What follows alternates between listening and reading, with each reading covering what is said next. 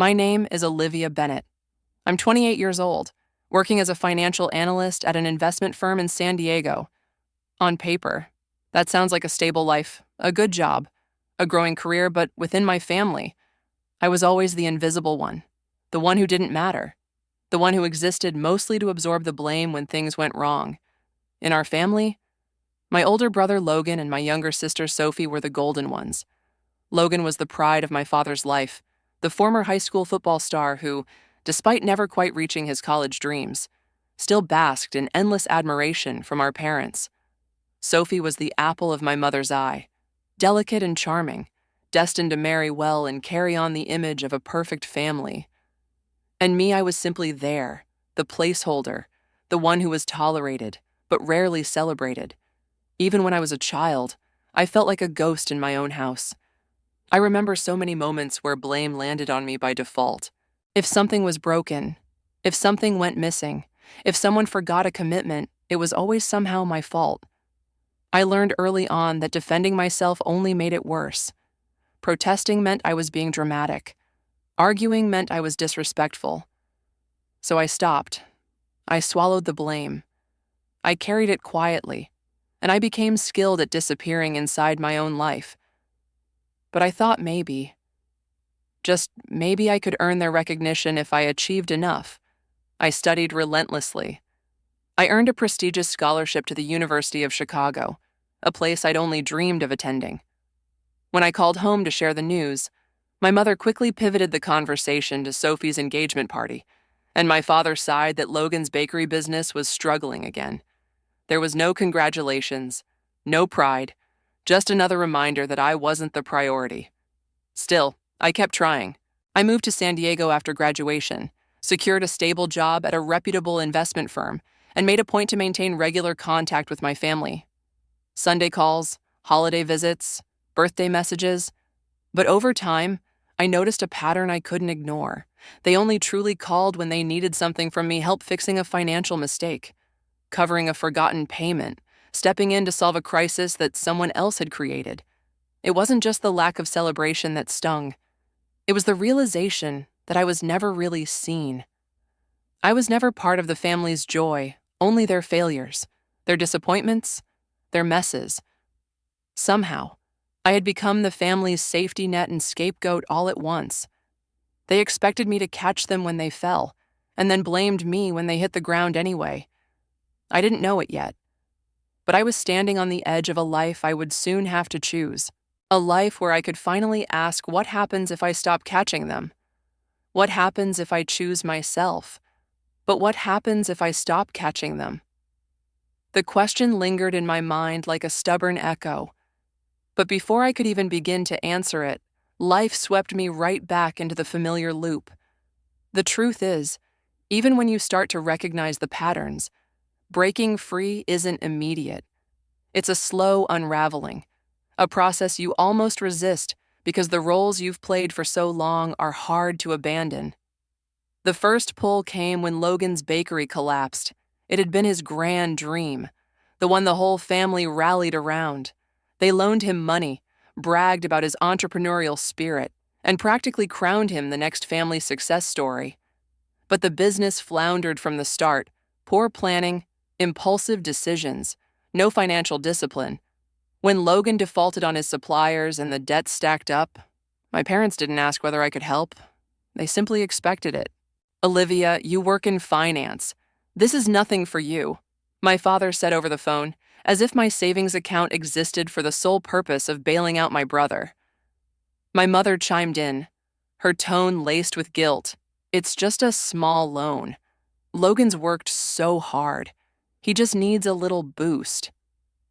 I wired the money without protest, partly out of habit, partly because saying no still felt unnatural. There was no thank you, no follow-up. Within weeks, the bakery closed anyway. No one blamed Logan for the failure. No one even mentioned my contribution again. It disappeared, like I was never part of it. Not long after, my family turned their focus back to the family's legacy, the Bennett Trattoria, our Italian restaurant that had been running for nearly 4 decades. I had grown up in the kitchen, surrounded by the scent of garlic and basil. but I'd always known the restaurant was Logan's inheritance. Or at least, it was supposed to be. The problem was, the trattoria was bleeding money. Foot traffic was down, competition was fierce, and the family refused to adapt. "We need you to fix this," my father said during one of our tense Sunday calls. "You're good with numbers. You can figure it out."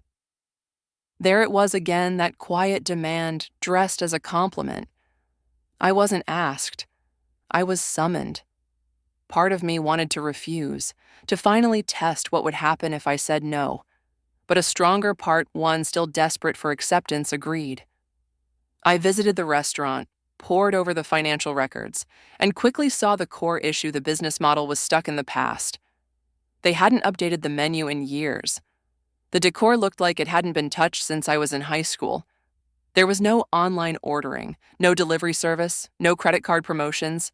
They were running a 20th century restaurant in a 21st century market. I proposed a bold plan: modernize the operation, launch an online ordering system, partner with food delivery apps, revamp the menu with both traditional and modern options, introduce digital payment systems. The family resisted, of course. My father dismissed it as unnecessary noise. My mother feared we'd lose the loyal old customers. And Logan barely attended the meetings. But desperation eventually wore them down, and they reluctantly allowed me to implement some of the changes. In the beginning, the results were promising. Orders picked up. New customers found the restaurant online. Revenue stabilized, though it wasn't spectacular. I thought, perhaps, this could finally be the moment where they would see me. Maybe this time I wouldn't just be the fallback. But then I started uncovering the hidden rot. Quietly, through a detailed audit, I discovered that my father had taken out multiple high-interest loans using the restaurant as collateral, without telling anyone. Worse, Sophie had been using the restaurant's corporate account to fund her personal expenses, designer bags, private weekend trips, even a down payment on her car. None of these were accounted for in the official books. When I confronted them, they deflected. My father waved me off, saying, "It's a family business, family money. It all comes back around." Sophie barely looked embarrassed. "It's not like I'm stealing from strangers," she said, brushing past me like I was being overly dramatic for caring. But I cared. I cared because the debts were mounting, and the situation was far more precarious than they realized or admitted. Then came the real test. My father called me one evening, his voice unusually soft, which I'd come to understand as a warning sign. "We need to take out another loan to keep the restaurant afloat. The bank says we need a co-signer. With Logan's record and Sophie's credit history, well, you're the only one they'll approve." It wasn't a request. It was the next obligation in the long line of silent demands. This time, something inside me hesitated. I asked for details, for repayment plans, for guarantees. I told them I would only agree if they signed a formal contract stipulating exactly how the loan would be handled. I insisted on monthly financial reports. I wanted oversight, protection, boundaries. My father bristled at the conditions, but eventually signed. I didn't realize it at the time. But that signature was the first crack in the role I had played all my life. For the first time, I wasn't blindly trusting them. I was protecting myself. But the cycle hadn't ended. Not yet. In fact, it was only tightening its grip. I was still the safety net. Still the one they turned to when things fell apart. And soon, it would fall apart completely. The cycle hadn't ended. Not yet. In fact, it was only tightening its grip, and I was about to find out just how far my family would go to keep me in the role they had written for me. 4 months after I co-signed the loan, things appeared stable on the surface. The online orders were growing steadily, the debt payments were on schedule, and the restaurant seemed to be regaining its footing. But there was a quiet unease gnawing at me, a feeling I couldn't shake. I started to review the monthly reports more carefully, digging into the transactions, cross-checking receipts with account statements. What I found was worse than I had feared. The missing funds were back, but now in larger amounts. My father had resumed withdrawing cash from the business account in irregular, suspiciously large sums. Sophie's expenses, which had briefly disappeared after I raised the issue, had quietly reappeared under the guise of supplier reimbursements and miscellaneous fees. Logan, as it turned out, was helping himself to petty cash on a weekly basis, hiding behind fake maintenance costs. When I brought the records to my father, I thought maybe this time he would acknowledge the truth. I walked into the restaurant's office on a rainy Tuesday evening, placed the printed spreadsheets on his desk, and calmly laid out what I had found. "This isn't sustainable," I said, doing my best to keep my voice steady. "If this continues, the restaurant won't survive another 6 months." He didn't look at the papers. He simply crossed his arms and leaned back in his chair.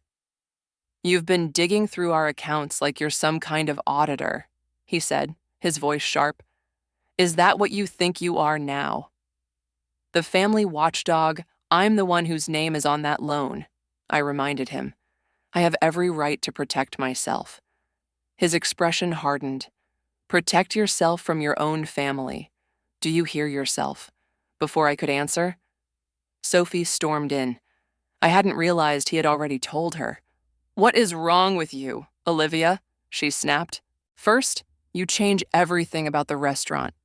Now you're trying to take us down from the inside. I'm not trying to take anyone down. I said, I'm trying to prevent a collapse." Funny. Logan's voice came from the doorway, because it sounds a lot like sabotage to me. It escalated quickly after that. Within days, my father arranged what he called a family meeting, though in reality, it was a public ambush. He scheduled it to coincide with our grandmother's 70th birthday celebration, a gathering that would bring together not just immediate family, but extended relatives, longtime family friends, and trusted community members. It was the perfect setting, a carefully curated stage where I would have no allies and no room to retreat. When I arrived at the party, I immediately sensed something was wrong. The atmosphere was charged, tense. Conversations stopped as I entered the room. My father greeted me with a cold nod, gesturing for me to follow him into the main hall where everyone had already gathered. "This won't take long," he announced, commanding the attention of the room. What followed felt like a trial with a predetermined verdict. My father listed his grievances first, accusing me of stripping the restaurant of its soul with my modern changes, claiming that loyal customers had stopped coming because the place didn't feel like home anymore. He recounted stories of longtime patrons who allegedly complained about the new decor, the new payment systems, the new menu items, all of which, according to him, alienated the people who had supported the business for decades. "It was Olivia's idea," he said, pointing directly at me. "She pushed for the online orders, the delivery apps, the rebranding. She's the reason our regulars stopped showing up." Several aunts and uncles chimed in, their voices blending into a rising wave of criticism. My Uncle James insisted that his friends had abandoned the restaurant because it had lost its charm. My Aunt Vanessa claimed that the new menu was too expensive and tried too hard. Even family friends whom I barely knew nodded in agreement, each one adding another stone to the growing pile of blame. I tried to speak, to explain that sales had actually increased, that new customers were coming in, that the problem wasn't the modernization. It was the financial mismanagement, the gambling, the personal withdrawals. But each time I opened my mouth, I was cut off, talked over, dismissed.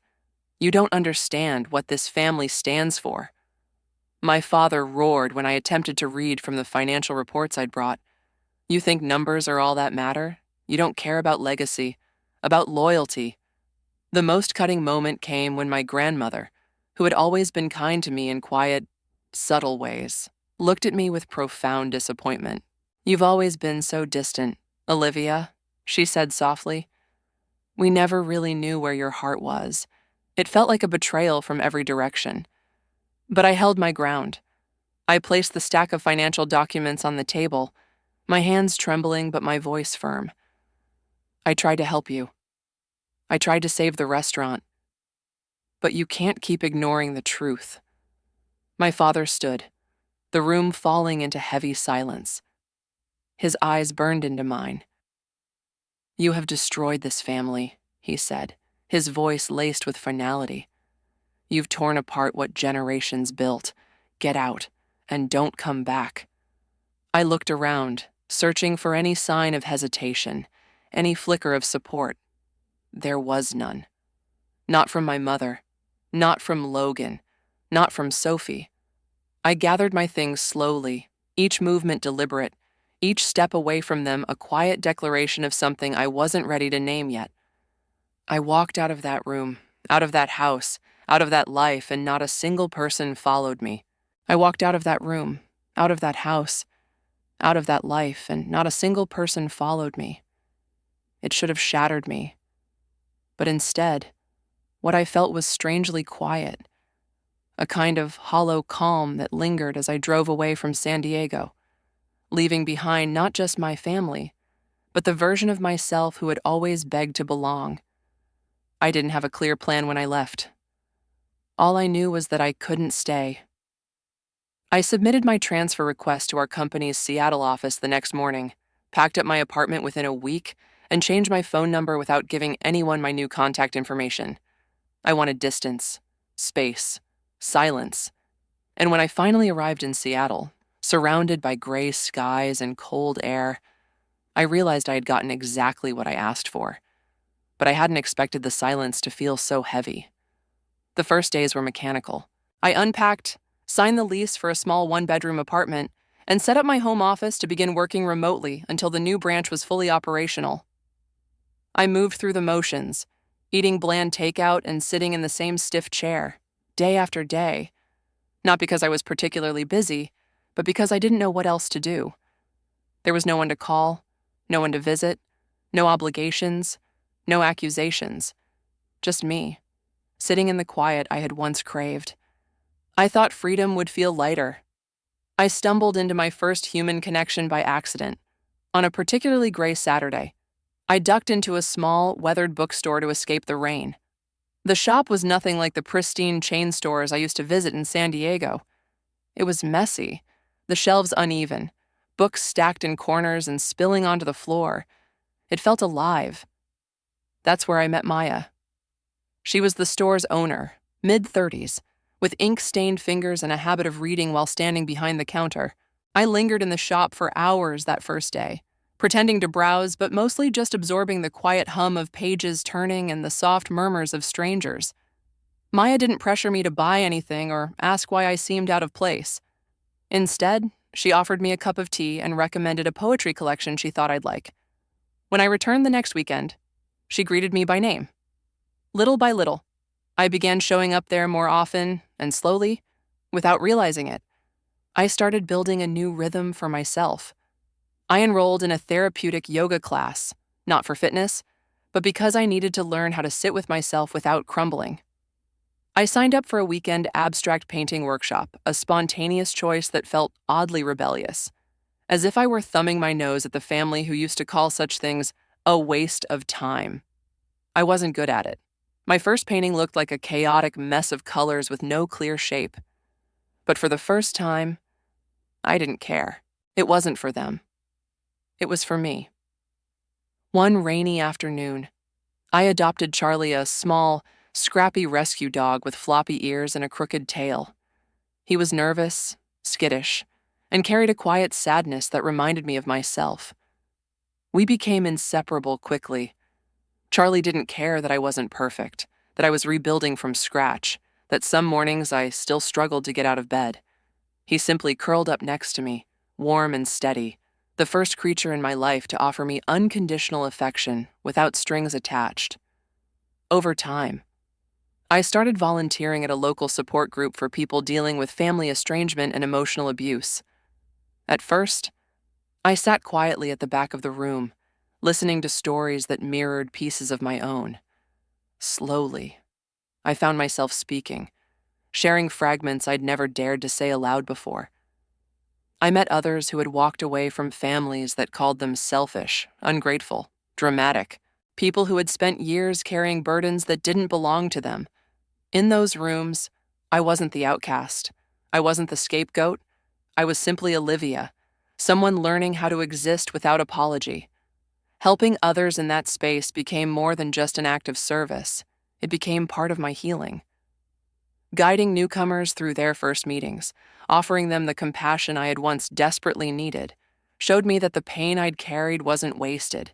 It could become something useful, something quietly powerful. For the first time, I stopped measuring my worth by how much I could fix for other people. I stopped waiting for their approval. I no longer needed to prove that I belonged to anyone. I belonged to myself. The freedom I had run toward was finally starting to feel real. Not just as an escape, but as a home I was building, brick by careful brick, one that no one could tear down. I was finally starting to feel real freedom, not just an escape, but a home I was slowly building, one where I belonged to myself. But the thing about walking away from people who have always controlled you is that they don't let go so easily. They come back. They find ways to pull at the threads you thought you had already cut. About 2 months after I left San Diego, the messages began to surface, emails I hadn't expected, voicemails forwarded to my new number through a professional service I'd briefly used to transition between phones. The first ones were familiar in tone, sharp and cold. "You can't just disappear. Olivia."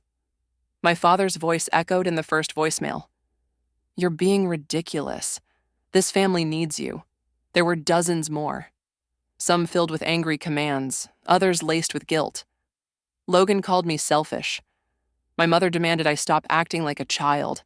Sophie sent long emails describing how much stress I'd caused the family by abandoning them at the worst possible time. But their desperation became clearer when I read the message Sophie sent late one evening. "Dad's in trouble. Legal trouble, financial fraud. You need to come back. You have to testify that you handled the money." It wasn't phrased as a question or a request. It was a directive, a new assignment they had chosen for me. When I didn't respond, the messages became sharper. Sophie called repeatedly, leaving voicemails I refused to answer. When I finally picked up, her voice was quick, impatient, and already preparing to win. "We need you to come back to San Diego," she said without preamble. "Dad's being investigated. The bank is reviewing the loan you co-signed, and the lawyer says your statement could be the difference between him walking free or losing everything." I was silent. "Olivia, don't do this. You're not seriously going to let Dad go down like this, are you? After everything he's done for you?" I wanted to laugh at the irony, but my voice came out steady. "After everything he's done to me, Sophie, that was just family stuff. This is serious. It was always serious," I said. Her tone shifted quickly, becoming sharp and clipped. "You think your shiny new life protects you? Don't get too comfortable. It's not hard to find out where someone works. Maybe your new boss would be interested in hearing how you walked away from your responsibilities. Maybe they'd like to know how you've handled money in the past." I felt the chill move through me, the old Olivia inside me instinctively bracing for impact. But the person I was becoming, she didn't flinch. "I've already told my boss everything," I said quietly. "You can call him. He knows." There was a long pause. Sophie hadn't expected that. "I don't believe you. That's your choice," I said, but I told him the truth. "You can't weaponize this." Sophie's frustration boiled over into insults, threats, and pleas, cycling through emotional tactics so fast it was dizzying. I listened, then hung up. The next day, I walked straight into Cameron's office. He was my direct manager in Seattle, a man I respected but hadn't told much about my past. "I need to disclose something personal," I said, my voice calm but firm. "There's a chance you'll hear from someone claiming I was involved in a family business scandal in San Diego. I want you to hear the truth from me first." For the next 30 minutes, I told him everything about the restaurant, the loan, the financial collapse, my family's manipulations. I didn't leave anything out. Cameron leaned back in his chair when I finished and gave me a look that wasn't pity, but something more like respect. "Thank you for trusting me with this. If anyone contacts me, I'll know exactly how to handle it." "You're not concerned?" I asked, still half expecting rejection. "I'm concerned about my team. You're a valuable part of it. Your work speaks louder than any story your family might spin. You've already proven who you are here." The weight that lifted off my shoulders was immediate. I had prepared myself to lose everything again, but instead, I had gained something I'd never had before: real professional security, untied to family approval. After that, the messages continued to arrive: emails, blocked calls, even a few vague social media posts from extended family members insinuating I had abandoned my family in their time of need. I didn't respond to any of them. I didn't panic. I let them echo unanswered. And something incredible happened. The noise stopped mattering. I became more involved in the support group, slowly transitioning from participant to mentor. People started coming to me for advice, for strategies to reclaim their peace from toxic family systems. I found myself helping newcomers navigate the first terrifying steps of choosing themselves, of setting boundaries they'd been told they didn't deserve. I wasn't just healing, I was helping others heal too. For the first time, I wasn't trying to be good enough for someone else's version of family. I wasn't living to please, I was living to build something real, something that couldn't be torn apart by guilt or expectation. And it was in that space, surrounded by people who saw me, not as a scapegoat, but as a person that I finally began to understand what real strength looked like. Real strength wasn't loud. It didn't demand to be seen. It simply existed, steady and undeniable, like the quiet rhythm I had finally found in my life. I wasn't just surviving anymore. I was building something that belonged to me. Then, a letter arrived. It was from my mother. The handwriting on the envelope was unmistakable, looping and careful, as if each letter had been pressed with hesitation.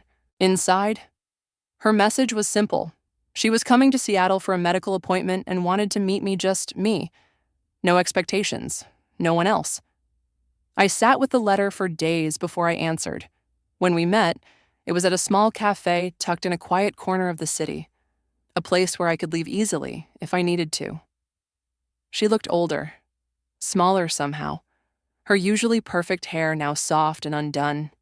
I didn't stand to hug her, but I nodded toward the empty seat across from me. She sat down without a word. There was no apology. Not really.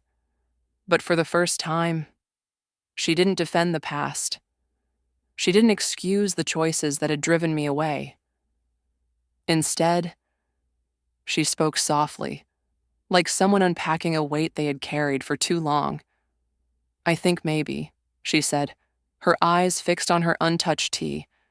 "I was treated the same way when I was your age. I promised myself I'd never pass that down. And yet, somehow I did. I listened, not to absolve her, not to rescue the version of her I once wished I had, but to simply hear the truth, however incomplete it might be. She asked if we could stay in contact, just the two of us, carefully, slowly, no pressure. I told her yes, but on my terms. I wouldn't be part of the family dynamic that had once swallowed me whole. I wouldn't be returning to the role they had carved out for me. She didn't argue. She simply nodded, as if she already knew I wouldn't. Over the next few months, we exchanged occasional phone calls, always brief, always deliberate. She never pushed beyond what I was willing to give. My father never reached out directly. I later learned he still blamed me for what happened, still spoke of me as the daughter who abandoned them. But I had already let go of needing anything from him: his approval, his acknowledgement, even his understanding. Some things remained closed, and that, I had come to realize, was not a tragedy. Instead, I poured my energy into the life I had chosen. I grew closer to Maya and her circle. I started a support group focused specifically on helping those who had been labeled the destroyers in their families, those who had dared to challenge the narratives written for them. It was through that work that I met Nathan, Maya's younger brother.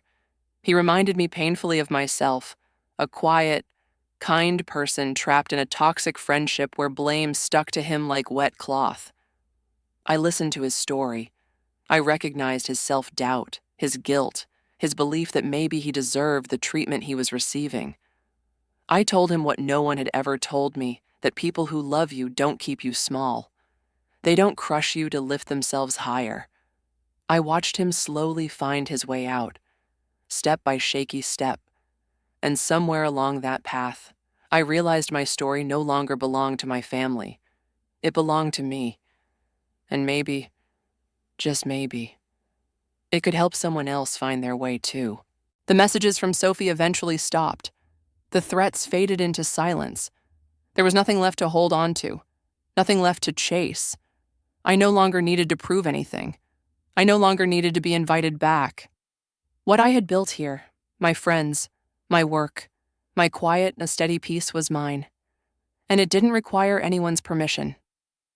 One evening, as the sun slipped behind the skyline, I sat on the steps outside our meeting space, watching Nathan and the others share quiet conversations after the session. For the first time in years, I wasn't bracing for the next blow. I wasn't shrinking. I stood up, feeling the weight I'd carried for so long finally loosen its grip. I didn't need their validation. I didn't need their version of me. I took a slow, steady breath and walked forward. Some doors don't need to be slammed shut. Some simply close when you choose to leave. And as I crossed the street, stepping into the life I had built, I understood something that no one could take from me. True worth doesn't wait for recognition. It simply is.